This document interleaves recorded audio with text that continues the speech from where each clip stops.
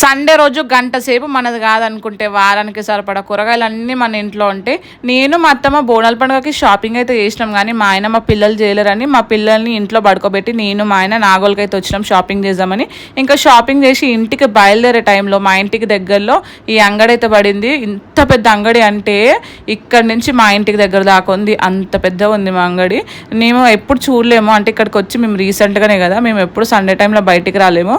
మేము చూసి షాక్ అయినాము. ఇప్పటి నుంచి సండే ఈ అంగడికి వచ్చి తీసుకుంటాము. అన్ని కూరగాయలు ఉన్నాయి, ఇంకా కూరగాయలు అన్నీ తీసుకున్నాము. ఇంకా మళ్ళీ మండే నుంచి మా గగన్ గారు స్కూల్కి పోతాడు, టిఫిన్ బాక్సులు కట్టాలి కాబట్టి ముందుగానే అన్ని కూరగాయలు అయితే తీసి పెట్టుకున్నాను. మళ్ళీ ఏం పోతాంలే అన్నట్టు ఇంకా కూరగాయలన్నీ తీసుకొని పూలు కూడా తీసుకున్నాను, ఎందుకంటే నెక్స్ట్ డేనే మండే కదా పూజ అయితే చేస్తాను.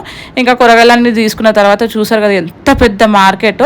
ఇంకా నాకు బయటకు వస్తే మెయిన్గా గప్చుప్ తినాలనిపిస్తుంది. ఇంకా గప్చుప్ తినేసి ఇంటికైతే బయలుదేరినాం. మీకు ఎవరికైనా బండ్లో కూడా మండి తెలుసా, అదే అంగడి తెలిసే కింద అయితే కామెంట్ చేయండి. సండే పడుతుందంట, తెలిసిన వాళ్ళైతే కింద కామెంట్ చేయండి.